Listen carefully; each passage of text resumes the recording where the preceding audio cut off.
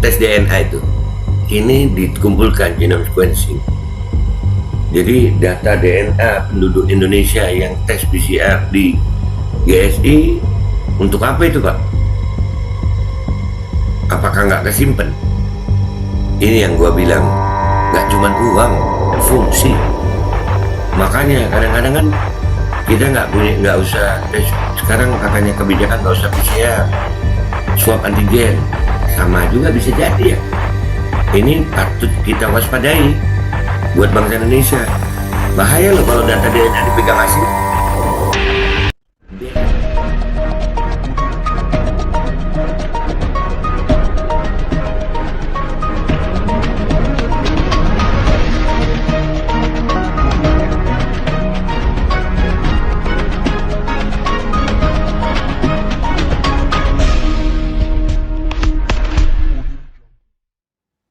Assalamualaikum warahmatullahi wabarakatuh. Welcome back, selamat datang lagi di channel Babe Aldo. Bersama gue Babe Aldo yang tetap santuy, tetap bakal sehat. Dan jangan lupa ngopi. Bismillahirrahmanirrahim.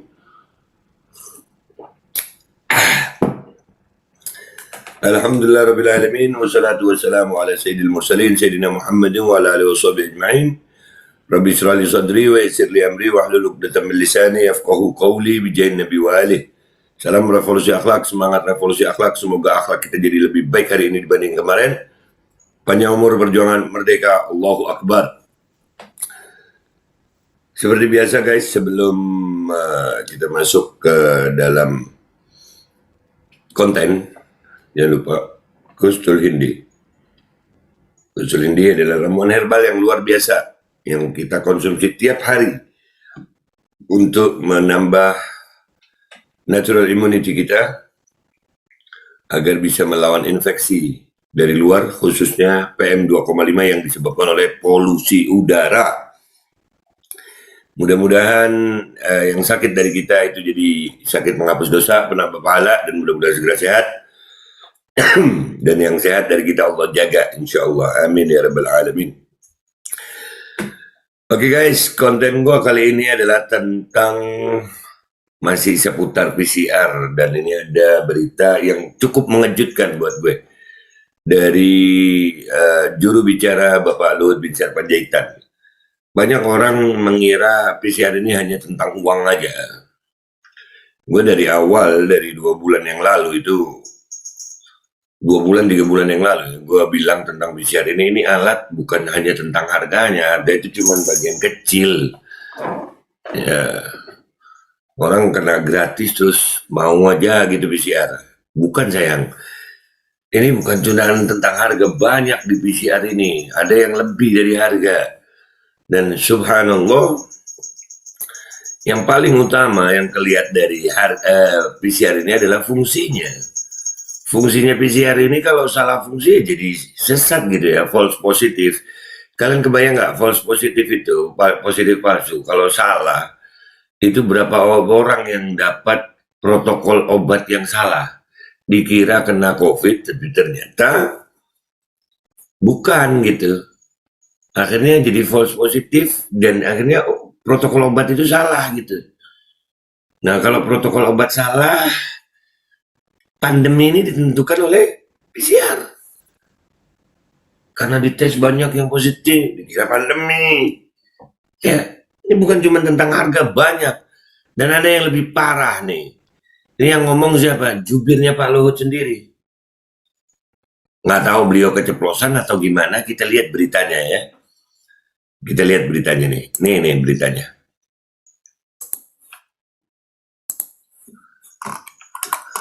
Nih, dari CNBC.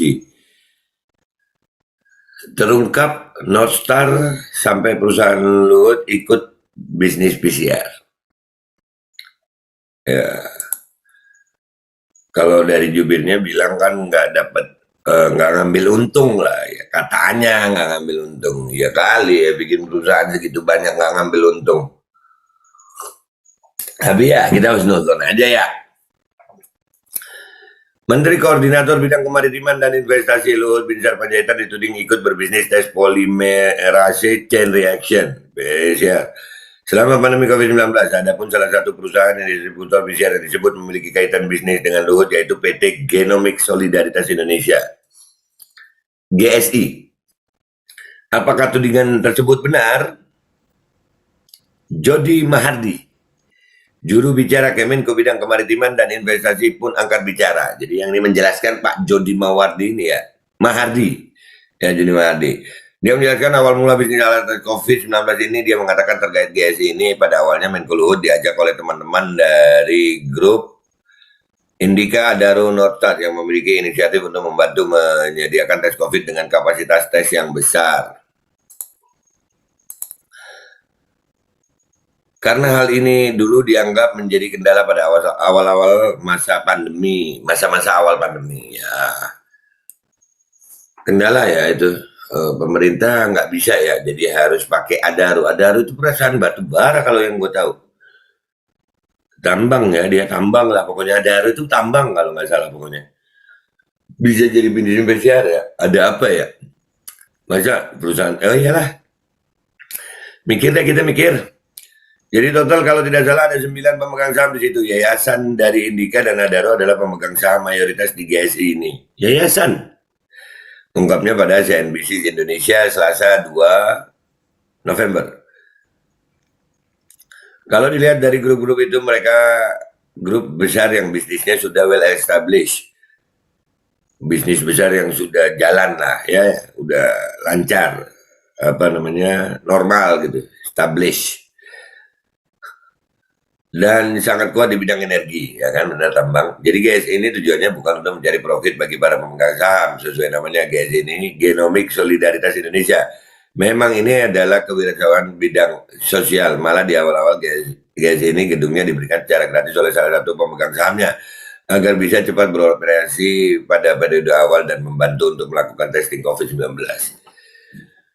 Ini kalimat ini, ada awal gue baca ya, itu membuat gue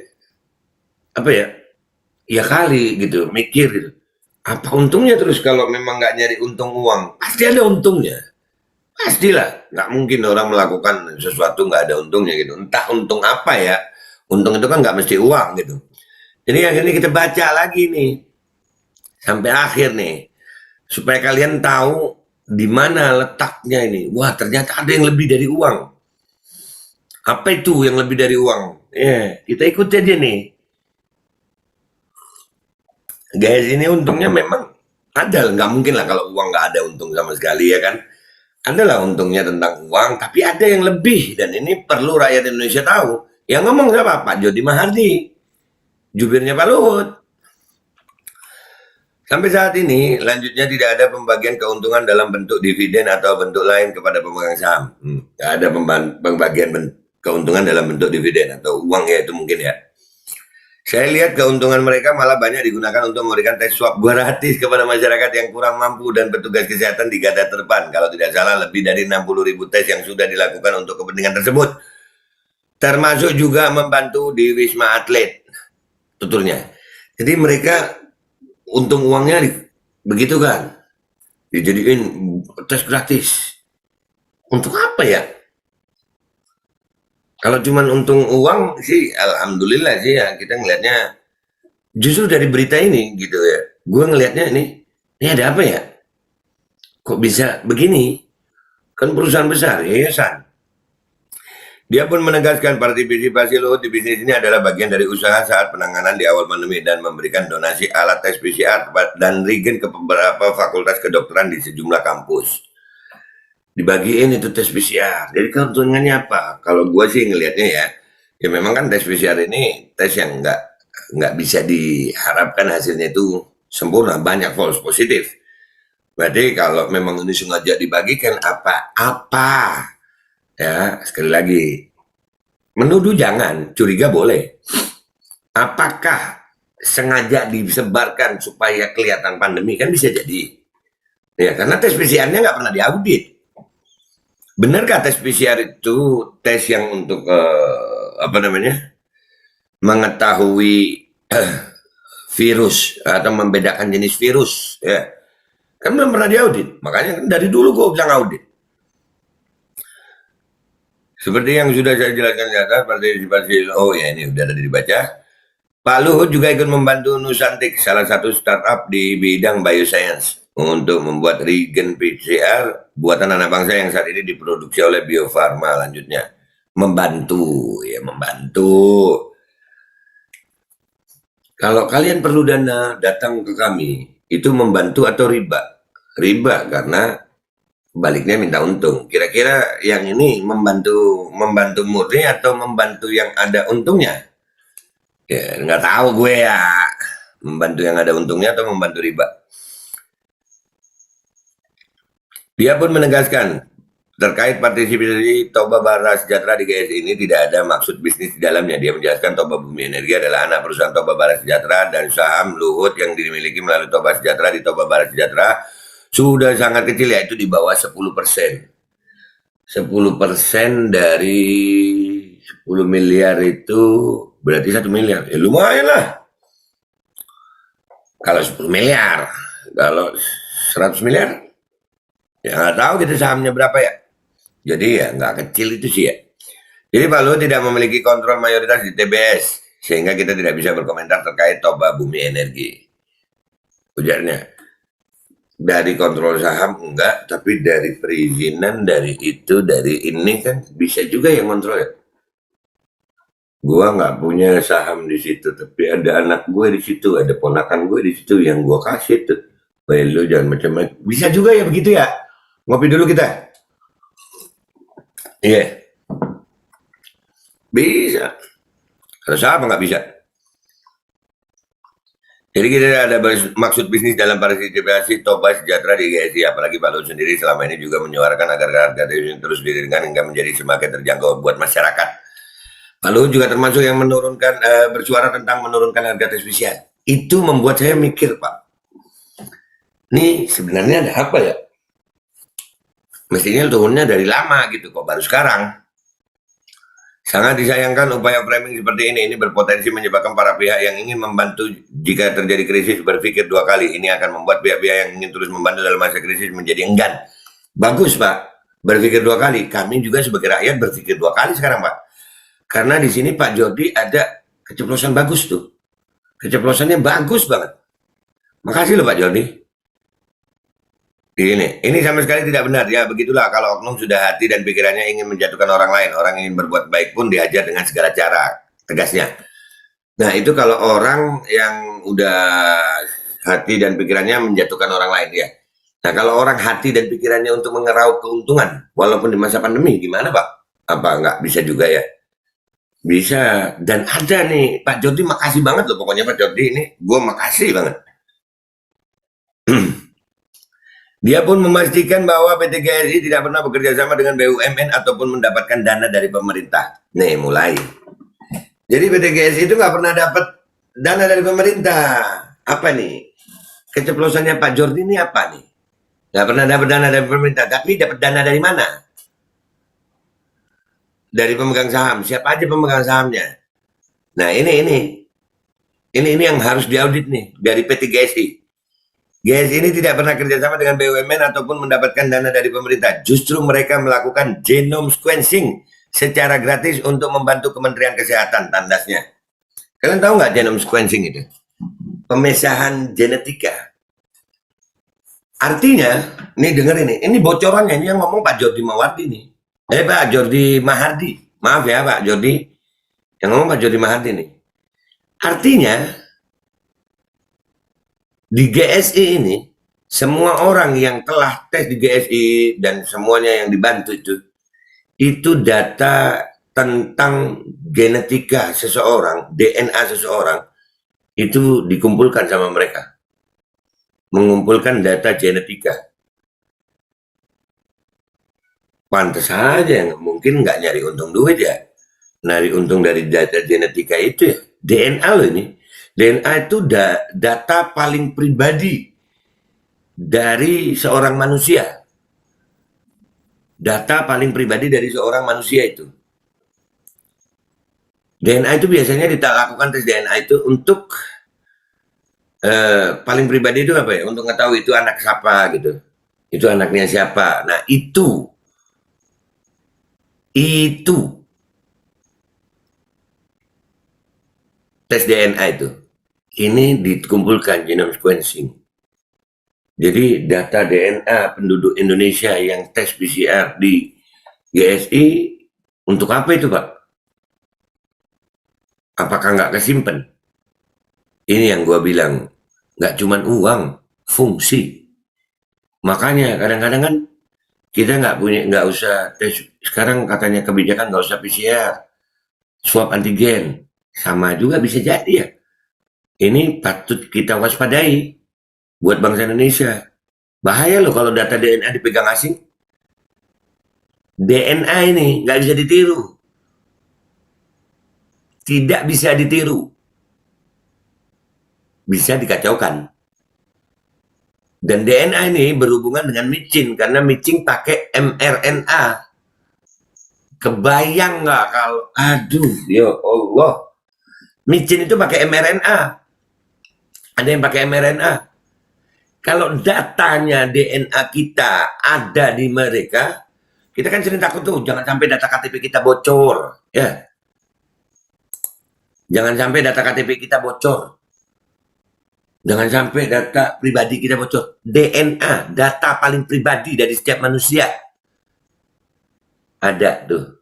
Di salah satunya di PT GSI. Kebayang nggak lo? Apa yang dicurigai sama orang-orang itu bisa saja terjadi. Ini yang perlu diperhatikan. Buat seluruh rakyat Indonesia, kalau buat Pak Luhut dan jajarannya, terima kasih Pak Jordi, terima kasih udah ngasih tahu. Yang ngomong Pak Jordi nih. Dan itu PT GSI nggak pernah menerima uang dari BUMN. Iya memang nggak pernah, Pak. Kalau memang nggak pernah menerima uang dari rakyat, iya, orang yang bayar. Sama tentang data DNA ini, Pak, untuk apa itu? Untuk apa? DNA loh ini. Ya. Di situ itu kan, wah, genome sequencing itu DNA virus, DNA ini, semua. Termasuk DNA tubuh kita itu. Makanya rakyat Indonesia, jangan hanya berpikir tentang uangnya, harganya gitu. Seolah-olah hidup kita uang aja. Saya masih ingat ya, 2 bulan yang lalu saya ngomongin PCR. Kalau saya diserang oleh para dokter. Nanya, Babe bukan dokter aja ngomongin ini, tahu dari mana. Sekarang para dokter itu berbicara hanya karena harganya. Ya Allah. Ayolah, jangan coba kita lebih kritis gitu. Jangan cuma harganya gitu. Fungsi PCR ini benar apa enggak? Benar apa untuk menentukan virus dalam 1 kali 24 jam itu bisa. Ini virus ini, virus ini, virus ini. Seseorang terinfeksi ini. Karena kalau itu salah, maka salah semua protokol kesehatannya itu. Protokol obatnya salah, protokol perawatannya salah. Dan dari PCR ini juga, sekian ribu orang yang mati itu mudah-mudahan di tempat yang baik. Benarkah meninggal karena itu? Karena alat tesnya itu false positifnya bisa banyak.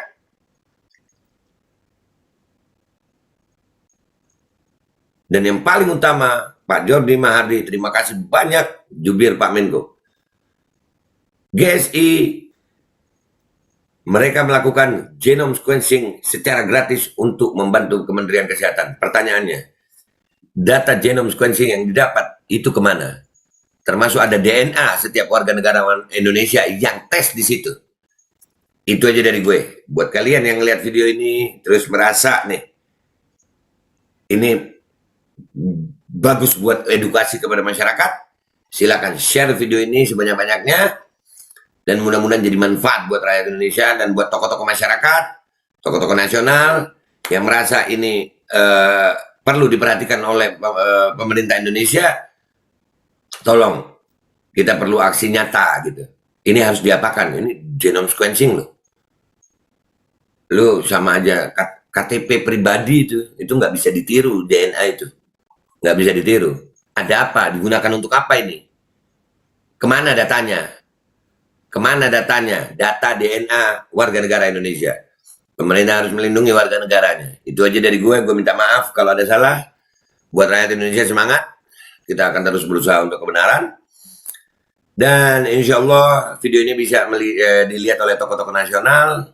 Mungkin Om Rocky Gerung atau Pak Rizal Ramli atau siapapun, Pak Ihsanuddin Nursi atau siapapun.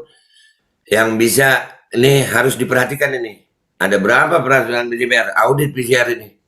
Audit dengan sebaik-baiknya. Termasuk data-data itu kemana aja. Karena tes PCR lu, ada KTP lu, ada DNA lu sekarang. Dah, gitu aja. Ada KTP lu, ada DNA lu, ada muka lu, ada semuanya. DNA ini, DNA. Lu ada data DNA lepas. Dia bisa cloning gara-gara DNA kok. Cloning bisa. Dah gitu aja gue ya.